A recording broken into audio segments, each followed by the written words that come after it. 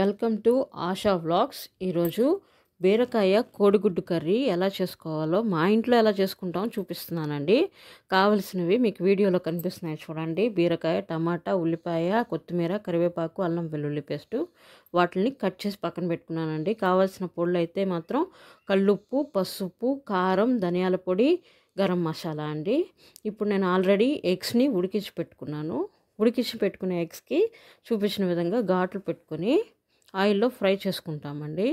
ఇప్పుడు stove on చేసుకుని pan పెట్టుకొని దాంట్లో కొంచెం ఆయిల్ వేసుకొని, ఎగ్స్ ఫ్రై చేసుకోవడానికి కొంచెం ఆయిల్ అయితే సరిపోతుందండి. కొంచెం ఆయిల్ వేసుకుని దాంట్లో పసుపు, ఉప్పు, కారం ఈ 3 వేసుకోవాలండి. పసుపు, ఉప్పు, కారం వేసుకుని కొంచెం వేగిన తర్వాత మనం ఇప్పుడు ఘాట్ పెట్టుకున్నాం కదండి ఎగ్స్, ఆ ఎగ్స్ని తీసి ఈ ఆయిల్లో వేసేసుకోవచ్చండి. ఆయిల్లో వేసుకుని చక్కగా బౌల్ని కదిపిస్తూనే ఫ్రై చేసుకోవాలండి.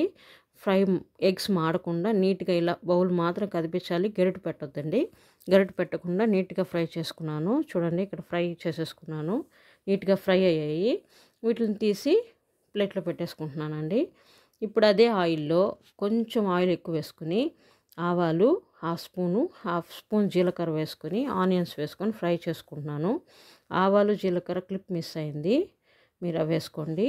కొంచెం కరివేపాకు వేసుకొని ఫ్రై చేసుకొని తర్వాత అల్లం వెల్లుల్లి పేస్ట్ ముద్ద కొంచెం వేసుకున్నానండి.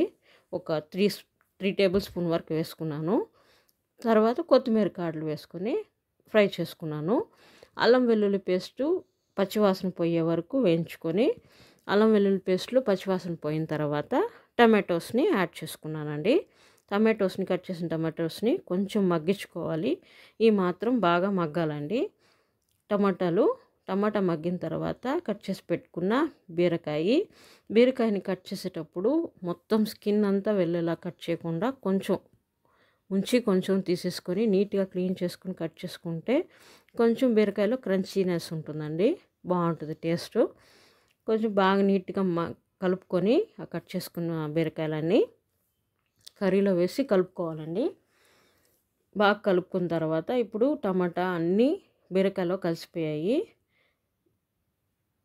దీంట్లో మనం కొంచెం ఇందాక తీసి పెట్టుకున్నాం కదండి పొడులు, ఉప్పు, కారం, పసుపు, ధనియాల పొడి, గరం మసాలా ఇవన్నీ ఇప్పుడు ఆ బీరకాయలోకి వేసేసుకుంటామండి. ఈ కర్రీలోకి కావాల్సినవన్నీ వేసేసుకొని ఇప్పుడు నీట్గా మిక్స్ చేసుకుంటాము. కారము వీటి పచ్చివాసన పోయే వరకు మిక్స్ చేసుకుంటూ కలుపుకుంటామండి. బాగా కలుపుకున్న తర్వాత బీరకాయలో నుంచి కొంచెం వాటర్ వస్తాయి, దాంతో కొంచెం మగ్గుతుంది.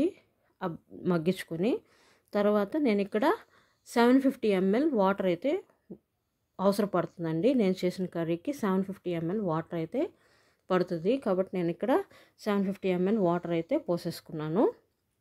పోసుకొని నీట్గా కలుపుకున్నానండి. కర్రీలోకి బాగా వాటర్ మిక్స్ అయ్యేలాగా కలుపుకున్నాను. ఇక్కడ బీరకాయ కూడా ఉడకాలండి బాగా, అందుకోసం అని చెప్పేసి నేను బాగా మిక్స్ చేసుకున్నాను. ఇప్పుడు కూర బాగా కుత అనిన తర్వాత బాయిలింగ్ వస్తుంది చూడండి. అక్కడ అలా వచ్చినప్పుడు మాత్రమే మనం ఫ్రై చేసి పెట్టుకునే ఎగ్స్ని వేస్తే బాగుంటుంది. కొంచెం కర్రీలో వేసినవన్నిటిని ఎగ్స్లో పీల్చుకుంటుందండి. ఇప్పుడు ఆ ఎగ్స్ వేసేసుకొని మూత పెట్టేసుకొని కొంచెం మగ్గించుకుంటానండి. సో దాదాపుగా ఇక్కడ కర్రీ అయితే బాగా మగ్గిపోయిన కర్రీలోకి కొంచెం కొత్తిమీర చల్లుకుంటున్నాను.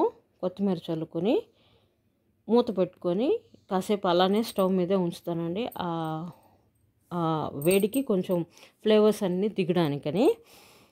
మగ్గిచ్చేసుకున్న తర్వాత బాగా కర్రీ కూడా బాగా వచ్చేసింది.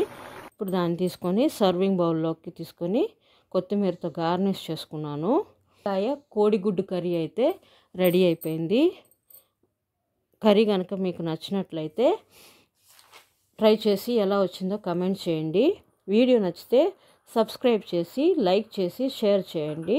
Thank you so much for watching.